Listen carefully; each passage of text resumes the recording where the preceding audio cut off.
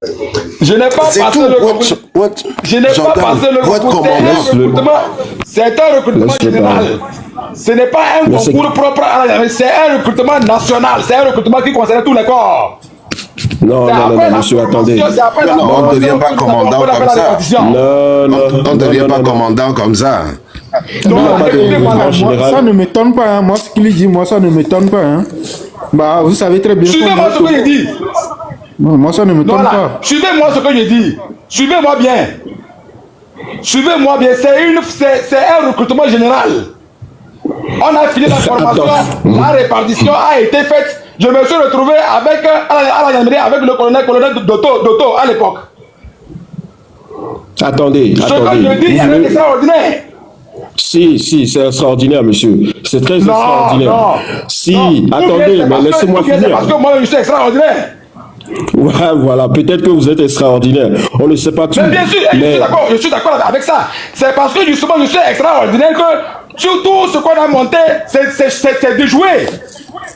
Alors, mais monsieur, en 2007, vous étiez technicien de la CENI. Vous m'aviez dit oui. Vous étiez technicien de la CENI en 2007. Et vous dites en même temps que vous avez commencé les trucs de la gendarmerie en 2005. Vous ne trouvez pas qu'il y a un problème? La CENI n'a rien à voir avec la CENI. Mais tout à l'heure, vous aviez dit que c'est grâce à la CENI que vous avez passé ce concours pour entrer à la gendarmerie. Non, c'est faux. J'ai pas dit ça. Regardez bien, j'ai pas dit ça. Attention. Qu'aviez-vous dit? Qu'aviez-vous dit? Non. On est en discussion. Non. Comment? Non. La CENI n'organise pas une formation. Attention. La CENI n'organise pas une formation. La CENI, c'est par rapport aux élections. C'est pas rapport aux élections. Le CENI, c'est différent de la CENI. CENI Togo. La CENI, c'est la Commission électorale nationale indépendante. Alors que moi, je suis en train de vous parler du CENI, Centre national d'instruction. Non. Tout à l'heure, j'ai confirmé ça avec lui, il a dit oui. Non, mais il a du mal entendre. Il a parlé du CENI. Il y a une question. Attendez. Il faut que moi je pose ma question. Attendez. Monsieur... Il ne faudrait pas qu'il y ait de confusion. Hein. Faites un effort pour relever pour qu'il n'y ait pas de confusion. Non, monsieur. Vous avez dit technicien de la CENI. CENI. C'est ce qui est mentionné. Commission électorale nationale indépendante. Togo. En 2007. Togo. En 2007. 2007. D'accord. Mais maintenant, quand est-ce que vous avez passé votre concours de gendarmerie pour être commandant? Je n'ai pas passé le concours. J'ai été recruté. C'est un recrutement général. J'ai été recruté officiellement. J'ai fait la formation au CENI, Centre national d'instruction, à Kara, au Kalanda. Oui, ça c'est différent. C'est différent de oui. Et quand hein? Quand? En quelle année? En 2001. 2001. Ok. D'accord. Et moi je pose la question. Ce n'est pas un concours de la gendarmerie, non. Ce n'est pas un concours de la gendarmerie. D'accord. C'est quand on a pris la formation qu'on a fait la répartition et je me suis retrouvé à la gendarmerie. Monsieur Yodor. Ouais. Une dernière question, peut-être vraiment dernière question. C'est quoi la relation entre toi et le magistrat Abdoulaye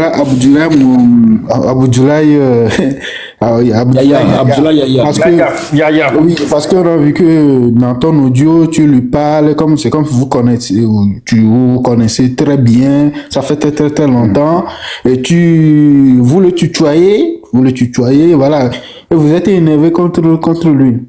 C'est quoi ce lien-là qui est entre vous? C'est quoi ce lien qui existe entre vous? Voilà, vous êtes des amis ou bien comment?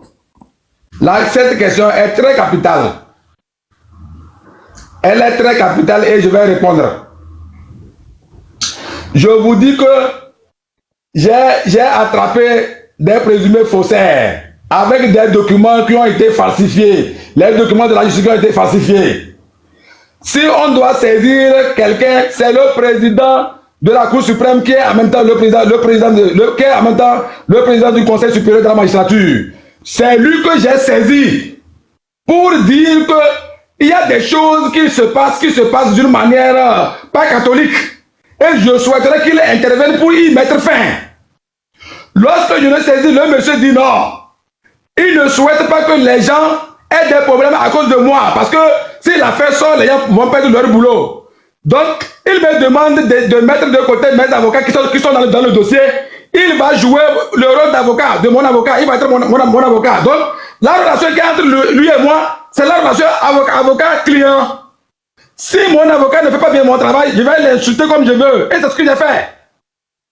Je constate que mon avocat maintenant, lui qui est devenu mon avocat pour me défendre, il devient maintenant quelqu'un qui veut. Il devient maintenant quelqu'un par lequel on veut passer maintenant pour filer avec moi. Et c'est le rôle fidèle qu'il est en train de jouer que je suis en train de dénoncer. Je ne suis pas allé le voir pour qu'il me demande de l'aider à protéger des gens.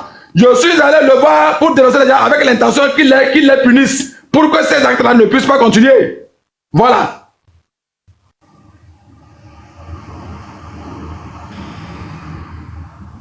D'accord, c'est bon. Maintenant, il y a des gens. Voilà, il y a beaucoup de demandes aussi en bas. Quand il m'a supplié de faire en sorte que les gens ne perdent pas leur boulot, je lui ai dit que je ne lui fais pas confiance.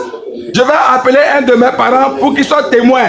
S'il veut un jour, s'il change la veste, parce qu'il sait très bien que le camp d'en face, l'auteur a les moyens. L'auteur peut aller lui verser des millions et il va faire maintenant sa volonté. Je lui ai dit que par rapport à ça, je vais appeler un parent pour être témoin. Il m'a dit, il n'y a pas de problème. J'ai appelé un parent qui est allé avec des preuves à l'appui. Il nous a reçus. Donc, je ne comprends pas pourquoi aujourd'hui, lui-même, il demande à ses agents de faire disparaître les documents que moi-même j'ai déjà à mon niveau.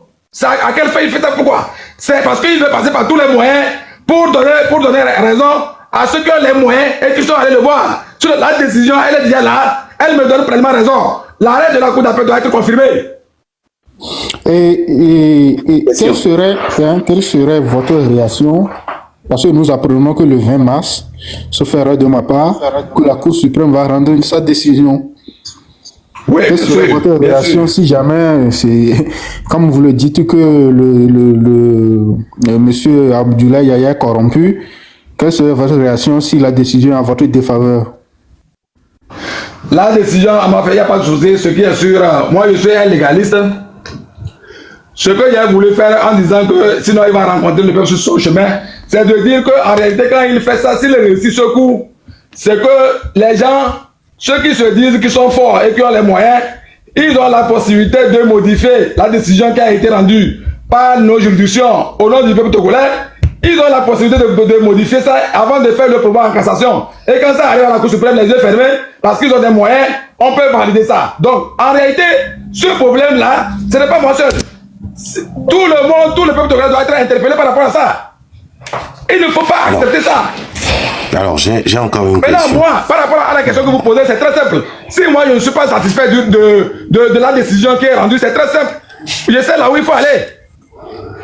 D'accord, j'ai encore une toute dernière question. Ce qui est constant, c'est que je ne vais pas baisser, j'irai jusqu'au bout. Je ne vais pas baisser les bras. J'irai jusqu'au bout. Parce que je connais mes droits, je connais la légalité, je connais ce qui est prévu par les tests, qu'ils soient nationaux ou internationaux, je les connais.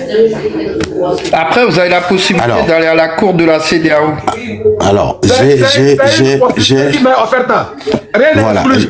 alors, j'aimerais que vous puissiez juste nous décrire rapidement comment fonctionne notre pays. Vous, aujourd'hui, qui luttez contre l'oppression, contre l'escroquerie, contre le Ahmed-Jessi système, comme j'ai l'habitude de l'appeler. Comment fonctionne notre pays, le système togolais? Comment il fonctionne? Allez-y. Le vrai souci, c'est quoi? Le chef de l'État togolais est élu par les Togolais et il doit rendre compte de sa gestion aux Togolais. Naturellement, il ne peut pas tout faire. Il a délégué ses pouvoirs à des gens, à des personnalités. Mais j'avoue que beaucoup de ces personnalités-là ne font pas le travail pour lequel elles ont été nommées. Voilà. La plupart ne font pas. C'est vrai, il y a des gens qui font bien le travail, qui arrivent quand même à faire la volonté, qui arrivent quand même à faire le travail pour lequel elles ont été nommées. Je parle des personnalités pour lequel le travail pour lequel elles ont été nommées à ces postes. Mais il y en a beaucoup qui sont là, qui préfèrent privilégier leur intérêt personnel et égoïste au détriment national. Et c'est ce qui est mauvais. Parce que lorsque le président Yaya reçoit des millions, reçoit des cadeaux, et il demande à ce qu'on fasse tout possible pour que la partie qui n'a pas gagné gagne, il y a problème. Monsieur Didier, vous étiez là avec nous en 2005. Vous avez vu des gens emporter des urnes sous les bras, des militaires emporter des urnes sous les bras. Et vous dites que Faure a été élu? Monsieur, je compte sur votre bonne foi. Hein. Vous êtes un ange des sans-voix. Attendez, je recadre rapidement. Attendez, je recadre rapidement. Vous avez vu, vous et moi, ce qui s'est passé en 2005. Lors de l'avènement de Faure Gnassingbé, des militaires avec des urnes sous les bras, des meurtres commandités, des miliciens dans les rues, quand les gens ont osé protester contre ce résultat-là. Et vous dites, en toute âme et conscience, que Faure Gnassingbé a été élu? Et je vais essayer de répondre de manière globale en vous disant ceci. Lorsque vous parlez du transport des urnes par les militaires, donc vous voulez me faire savoir qu'au sein de l'armée, tous les militaires qui sont là, ils sont là pour le parti au pouvoir. Il y a des opposants aussi. Qu'est-ce qui prouve que les urnes dont vous parlez n'ont pas été transportées par ceux qui ne sont pas du côté de Faure Gnassingbé? Qui vous dit ça? Donc, il n'y a pas eu de meurtre. On n'a pas tué des gens, des coups de machette n'ont pas été infligés aux Togolais qui contestaient les résultats. J'ai été victime. Moi aussi, j'ai été victime. Les gens, c'est bon, les gens. C'est grave. Ok, les gens, c'est bon. Monsieur Yodou, merci. Monsieur Yodou. Attendez, les gars. Ne dites pas que tout ce qui se passe au niveau de l'armée, l'armée n'est pas à 100% acquise à la cause de Faure Gnassingbé. Non. Ça, je refuse. Il y a des opposants au sein de l'armée. Ok, attendez, monsieur Didier. Mais ce n'est pas ça la question, monsieur. Non, et les mais gens, ce n'est pas ça. Et vas-y, finis, Didier, et ensuite on va vous les donner des questions. Voilà, finissez votre phrase. Je suis là pour répondre aux questions, sinon moi j'ai réagi par rapport à ça. Je ne vais pas. Ok, les gars, on va maintenant changer. Vous n'allez plus poser des questions sur son parcours, posez plutôt des questions sur le fonctionnement, sur les dysfonctionnements qu'on a dans notre pays, s'il vous plaît. Et soyez précis et courts, s'il vous plaît. Allons-y. Affection, mon combat. Mais sans tenter là. Il tente mal son parole à là. Ok, merci. Ok, affection, mon combat, vas-y. Merci, monsieur Didier. Vous avez vous-même précisé que dans votre village, il n'y a même pas d'électricité. Mais à l'époque, c'est pas maintenant, à l'époque. Ok. Mais maintenant, cette exigence, ce que j'ai décrit là, c'est au passé. Ok. Mais au nord là-bas, vous voyez comment depuis 20 ans, rien n'a bougé. En parlant de Caras, 57 d'Apaon en allant, et même en venant jusqu'à Lomé, on connaît des localités où il n'y a même pas d'eau. Et puis il y a un problème d'électricité. Des factures qui viennent alors que la T2 ne sert pas d'eau au peuple. Et j'en passe, l'éducation, les hôpitaux, j'en passe.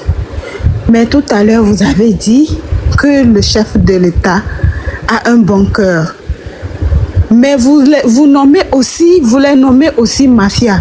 Je ne sais pas, c'est qui est mafia, c'est qui a un bon cœur et pourquoi ce bilan très très très négatif depuis 20 ans de son occupation du pouvoir. Moi, j'aimerais bien que vous essayez de nous expliquer quoi. Ok, merci. Je ne suis pas un homme politique, je ne suis pas un politicien, mais je vais vous répondre en portant la casquette d'un fiscaliste, d'un gestionnaire. Lorsque vous dites que le bilan est négatif, sur la base de quoi vous faites ces déclarations-là? C'est sur la base du fait qu'il n'y a pas d'eau, il y a des soucis d'école, il n'y a pas d'école, manque d'école, il y a la santé, le domaine de la santé, c'est très déplorable. Quand on voit notre CHU Tocoin, où les femmes accouchent par terre, des sages-femmes qui opèrent à la place des chirurgiens. Et il y a beaucoup de choses dont vous êtes au courant. Moi, je ne vous informe de rien. Si vous vivez au Togo, à moins que vous soyez, bon, entre griffes, hypocrite, vous le savez. Et la vie chère... Moi, je ne suis pas hypocrite. Les gens me connaissent pour ça. Ok. La vie chère... Je ne suis pas dans la langue de bois. Quand c'est rouge, pour moi, c'est rouge. Quand c'est blanc, c'est blanc. Ok. Je n'ai jamais dit que le régime de Faure Gnassingbé, c'est excellent, que tout a été fait. Je n'ai jamais dit ça. Il y a des choses qu'on doit faire, mais il y a des choses qui ont été faites. Donc il faudrait que les gens reconnaissent que les efforts ont été faits. Voilà, donc, et puis, s'il vous plaît,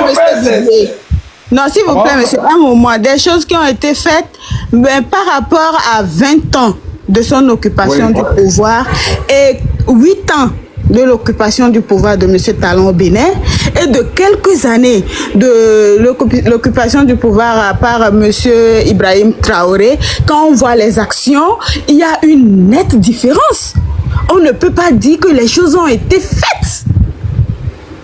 C'est pour ça que je vous demande de ne pas être hypocrite. Je ne suis pas hypocrite, madame. Voilà.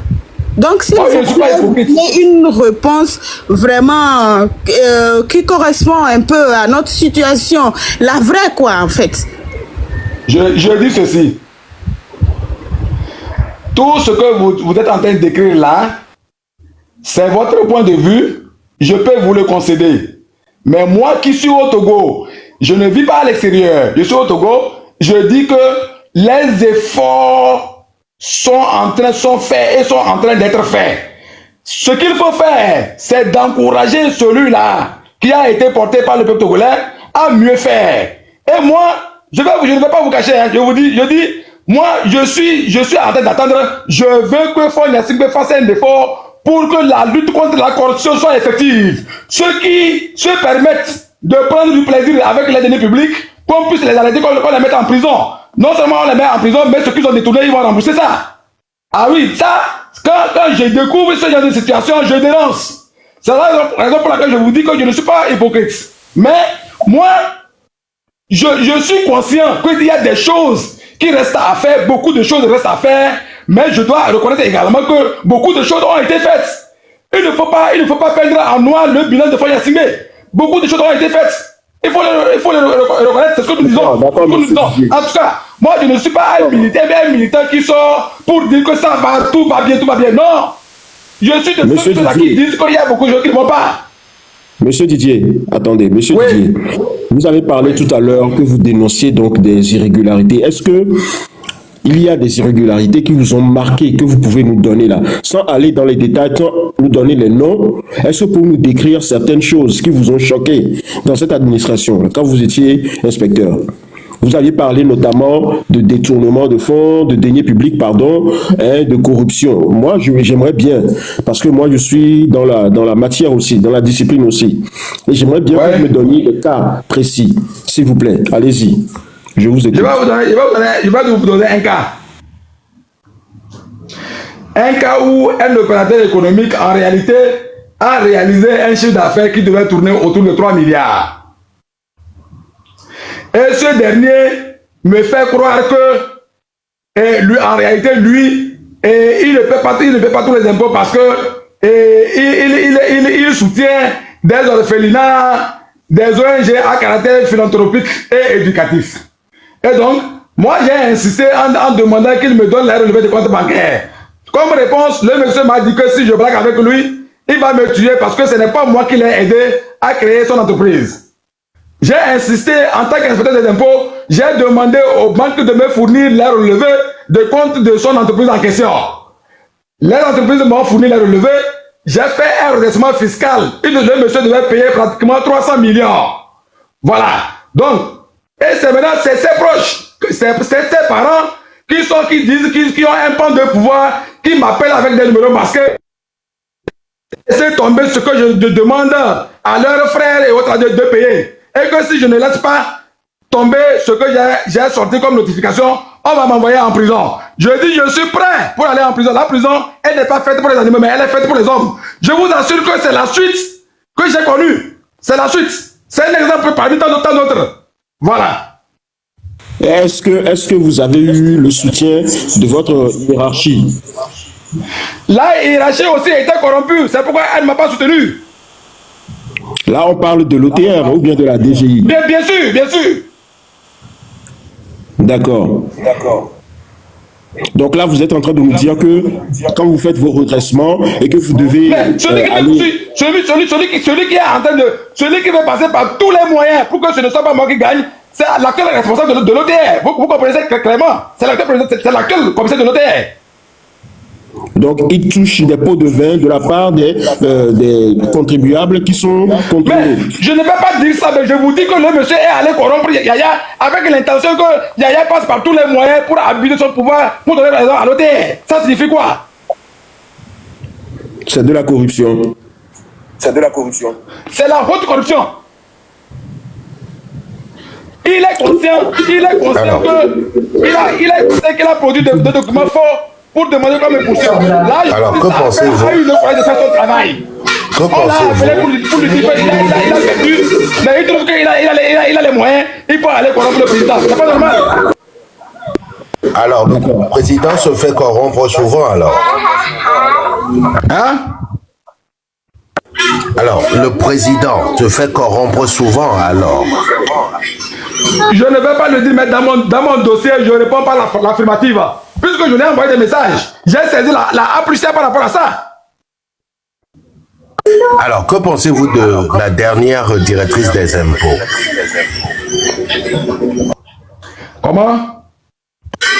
Ingrid Awadé. Voilà, venons-en. Oui. Que pensez-vous de cette dame? Ah non, c'est une dame exceptionnelle. Je vous dis que si actuellement elle prend la tête de l'Office des recettes, les voleurs là vont se ranger. Les corrompus et les corrupteurs, ils vont se ranger. La dame n'a peur de personne. On la met là-bas, elle va faire son travail comme cela se doit. Personne ne va l'intimider. Voilà, c'est ce que je sais. Donc, quand vous avez travaillé sous sa direction, vous n'avez pas eu beaucoup de cas de corruption. Comment ça s'est passé? Est-ce que vous avez déjà remarqué des cas de corruption quand vous étiez sous... Non, mais attends, à chaque fois qu'il y a des cas de corruption et que c'est porté à sa connaissance, elle sanctionne. J'ai actuellement une décision. Les gens ont été impliqués dans la corruption.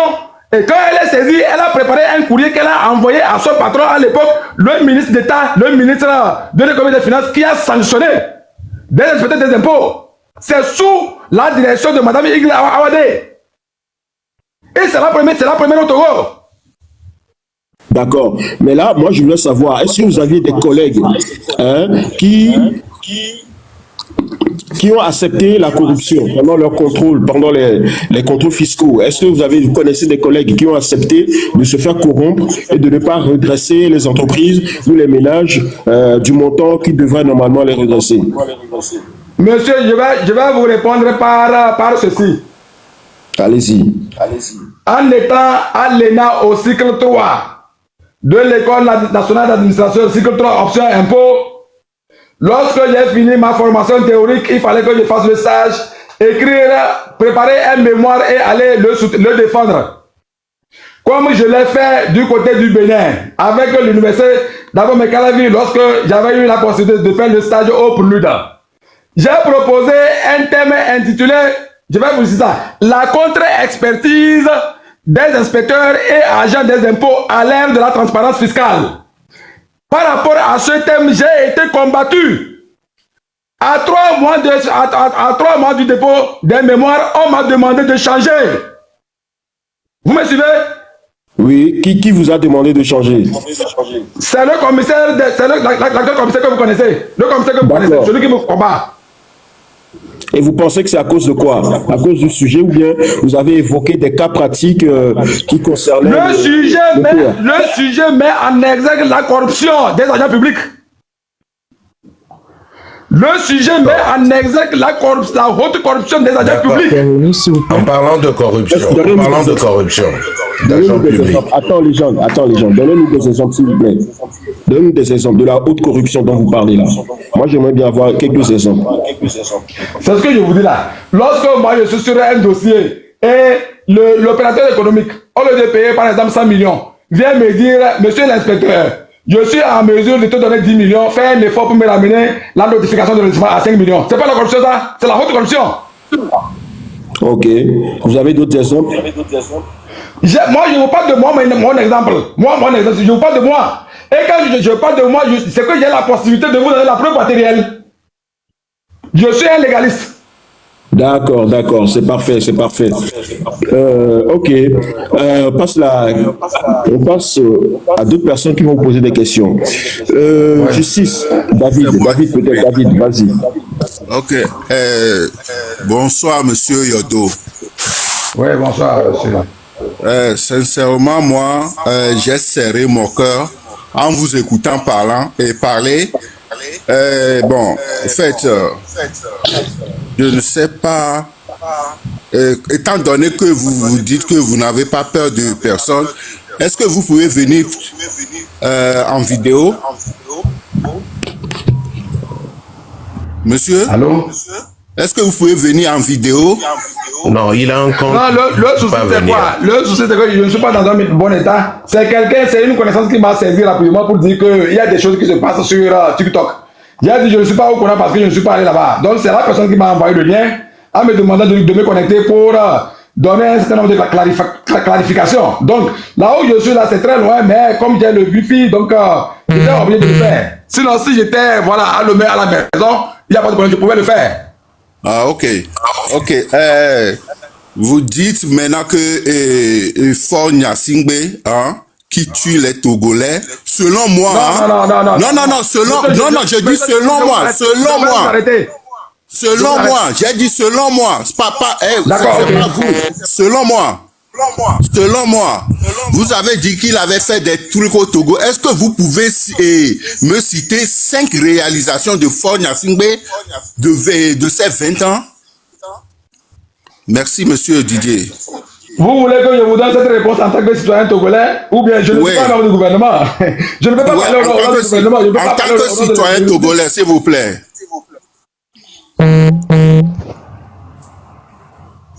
Allez-y, monsieur Yodo. Allô? Monsieur Yodo. Oui.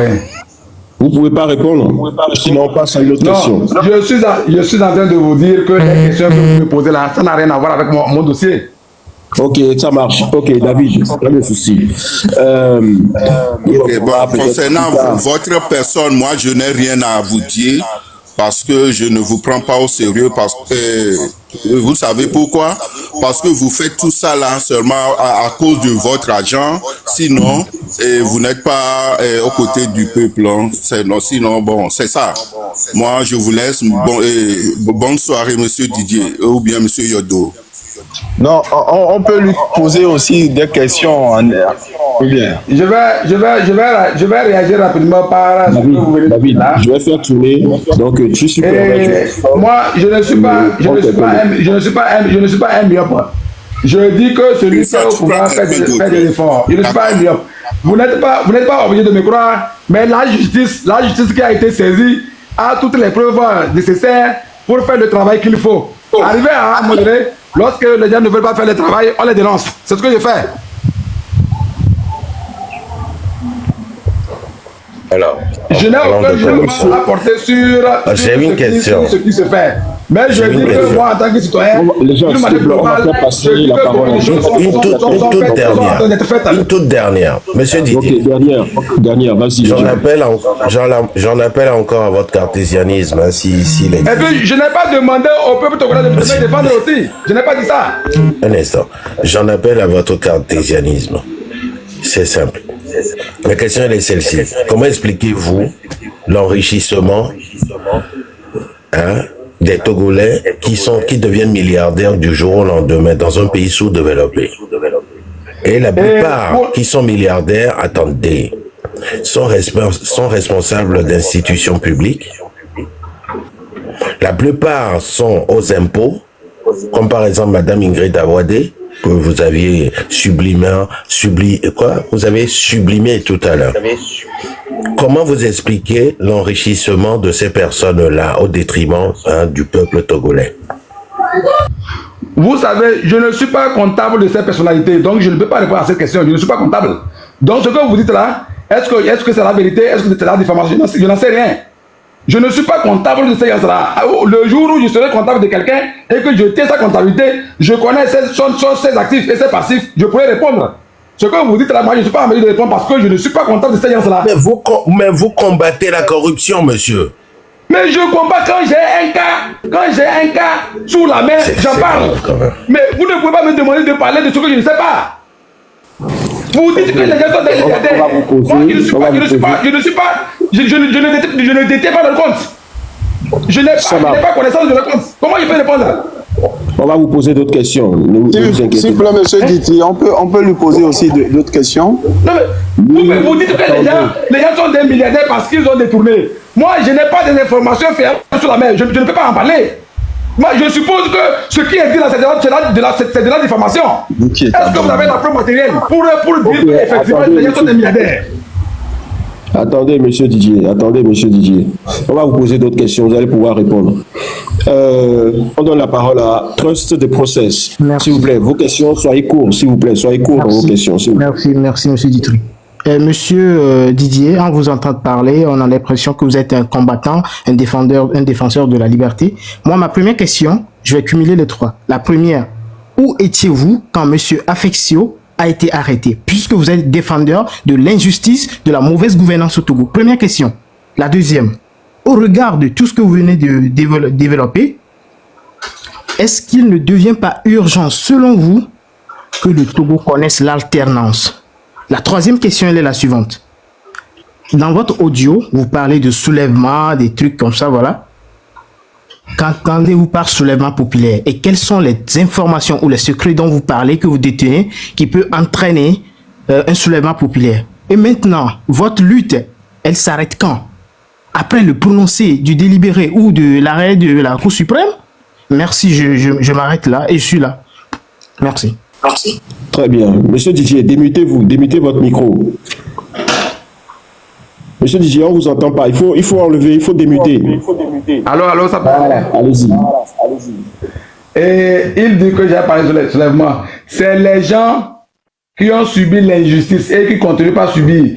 En réalité, au niveau de la justice, que je dis que lorsque on fait un effort pour valider ce que j'ai appelé forfaiture au niveau de la Cour suprême dans mon dossier, lorsque c'est fait, c'est qu'il y a plusieurs personnes qui sont dans le cas, mais qui ne vont pas accepter. Donc ces gens vont se dire non, ils vont sortir pour dire non. Puisque en réalité, je ne suis pas seul dans le cas. J'en connais de beaucoup d'autres cas. C'est de ces cas que je parle. En réalité, je ne demande pas au peuple togolais de sortir parce que le régime ne fait pas bien son travail. Non, ce n'est pas de ça qu'il est question. Il ne faut pas que les gens fassent de la récupération politique. Moi, je suis en train de parler d'un dossier qui me concerne. Et je le maîtrise du début jusqu'à la fin. J'ai gagné le procès jusqu'à la Cour d'appel. Même le président de la Cour suprême a rejeté le sursis sollicité par le conseil de l'OTR. Jusque-là, on n'en disconvient pas. Ma question, c'est de savoir, voilà. Vous dites que c'est pas politique. Comment est-ce qu'on peut parler de la justice sans impliquer la politique? C'est le politique qui gouverne la justice. Je ne veux pas aller sur le plan politique. Vous parlez d'affection. Je ne sais pas de quoi il est question. Je ne maîtrise pas ce dossier. Okay. Je ne sais pas de quoi il est question. d'accord, même si on ne parle pas d'affection, vous-même vous dites que la justice elle est bancale. S'il vous plaît, monsieur, accordez-moi juste un instant. Vous dites que la justice elle est bancale, du coup ça ne va pas. Maintenant, comment est-ce que vous pensez faire une dichotomie entre la justice et le politique? C'est ce que je comprends pas. Mais jusque-là, ne nous prenez pas pour des dupes. Le peuple n'est pas dupe. Soyez cohérent dans ce que vous dites. La justice n'est pas séparée à dissocier avec le politique. C'est le politique qui gouverne, qui définit sa ligne politique.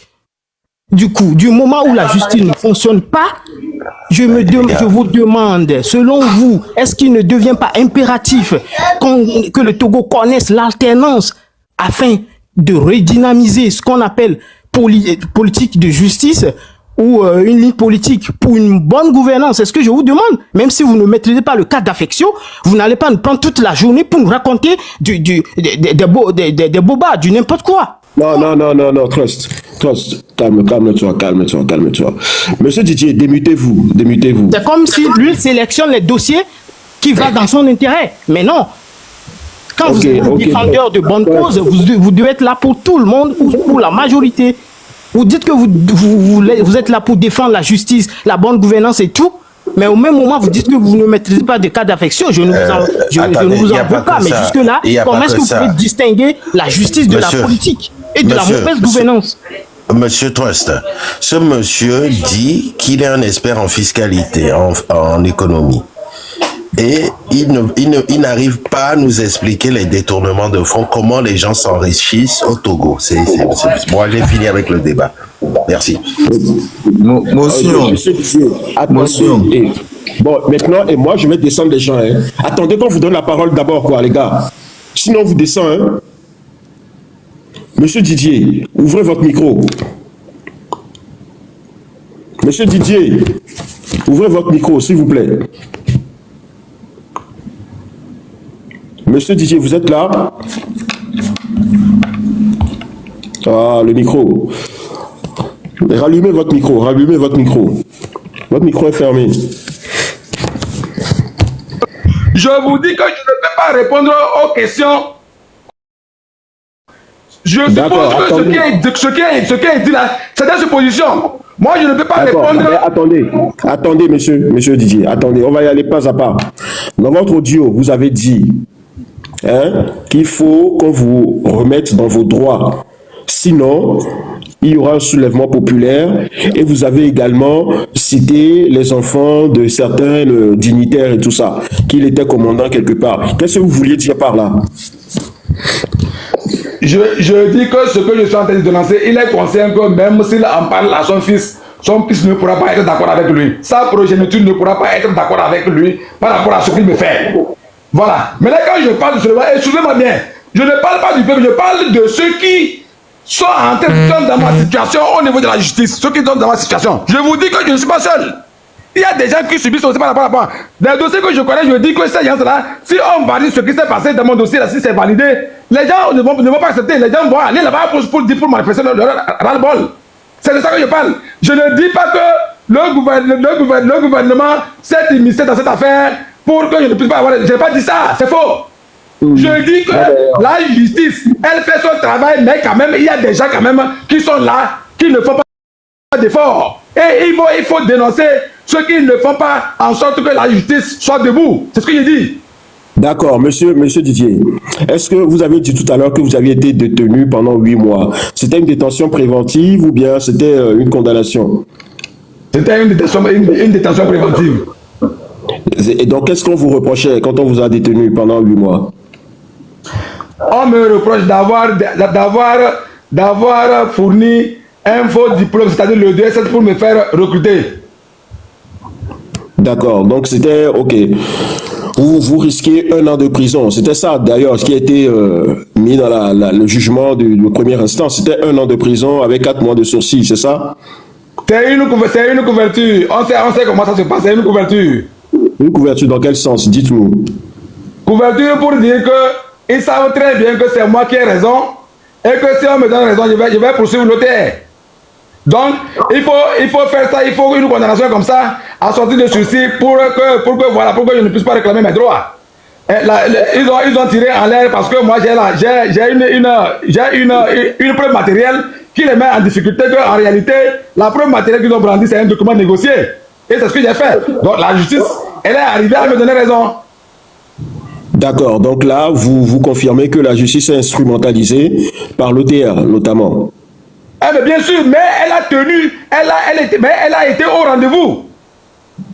Très bien. Elle a été malgré tout, elle a été au rendez-vous. C'est la raison pour laquelle, justement, la Cour d'appel a infirmé la décision du premier juge, en me donnant raison, en me relaxant purement et simplement de ces faits-là. D'accord, très bien. Mais est-ce que vous avez trouvé juste, vous, en tant que défenseur de la liberté et de la bonne gouvernance, comme vous l'aviez dit plus tôt, est-ce que vous avez trouvé juste d'être détenu pendant 8 mois et qu'après, la Cour infirme le jugement de première instance? J'ai dénoncé, et c'est justement la raison pour laquelle, pour avoir subi des préjudices, j'ai demandé réparation. Et la Cour d'appel m'a suivi. C'est la raison pour laquelle il y a des dommages et intérêts pour tout ce que j'ai subi, il y a de 300 millions. De 300 millions. D'accord. Donc vous estimez, je pense que vous considérez qu'il y a un écho là. Donc vous considérez que tous ceux qui ont été mis en détention préventive et qui n'ont pas été condamnés après doivent obtenir dommages et intérêts. Vous considérez que c'est ça? S'ils demandent formellement à être dédommagés pour avoir subi des préjudices, cela va être fait. D'accord. Ok. J'ai la ferme conviction que cela va être fait puisque j'ai défendu des gens en étant en prison. Ah bon, d'accord. J'ai défendu des gens qui ont recouvré leur liberté en étant en détention. En les aidant à écrire. Ok. Bon, on va faire tourner un peu, hein, les gars. Il y a beaucoup de demandes en bas. Donc, Monsieur Agbachoko, vous avez votre question. Posez votre question, s'il vous plaît. Pour ce processus, on va te faire descendre, s'il te plaît. J'ai seulement une seule question. Merci de m'avoir donné l'occasion. Monsieur Didier, tout d'abord, j'aimerais vous remercier pour votre courage de vouloir éclaircir l'opinion publique. Ma question est celle-ci. Depuis quelques mois, nous, citoyens togolais, avions décidé de prendre nos destins en main en créant un mouvement. Il y a un écho. Ok, à créer un mouvement du train de la liberté qui a pour idéologie de rompre avec tout ce qui n'a pas marché. Moi, comment vous pensez aider ce mouvement en cours pour une libération totale des citoyens togolais? Merci.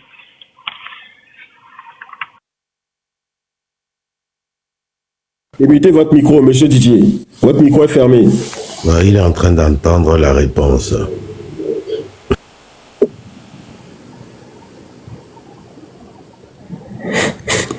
Monsieur Didier. Il est en train d'entendre la réponse. Monsieur Didier. Monsieur Yodo. Ouvrez votre micro. Monsieur Yodo. Allô? Oui, allez-y, répondez. Je dis ceci.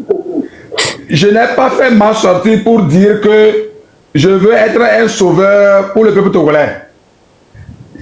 Depuis mon existence sur cette terre, quand je vois devant moi une injustice, je prends soin de dénoncer. J'ai plusieurs manières pour le faire. Lorsque quelqu'un estime que ses droits ont été violés, il a la possibilité d'essayer en justice. Si quelqu'un trouve que ses droits ont été violés, il a la possibilité, c'est là les moyens, de constituer un conseil pour l'aider. Mais si la personne estime que moi, la personne peut me contacter pour que je puisse faire quelque chose par rapport à... C'est très simple, moi je suis là. Si vous me dites qu'aujourd'hui, vous me dites que je suis triché par rapport à tel élément, lorsque moi je prends, j'étudie, et que les éléments que vous avez mis à ma disposition me permettent de dire que oui, ce que vous avez dit là, c'est normal, je vais prendre le devant. On va lutter ensemble. Mais ce qu'il faut comprendre, c'est que quand vous parlez de soulèvement, je n'ai jamais dit ça. Je n'ai jamais parlé de... En parlant de soulèvement, je dis que c'est ceux qui sont dans ma situation. Là, n'est pas ma question, s'il vous plaît. Si, monsieur Didier, vous l'avez dit dans votre audio, mais non. Vous avez bien parlé de soulèvement populaire dans votre audio, ok? Maintenant, si vous voulez nuancer vos propos, on peut comprendre, mais ne venez pas nous dire que nous avons rêvé. Vous avez bien parlé de soulèvement populaire dans votre audio. Ok, allez-y, démutez-vous. On peut vous faire écouter ça, hein, c'est gratuit. Là n'est pas aussi ma question. Hein. Mais Agbachoko.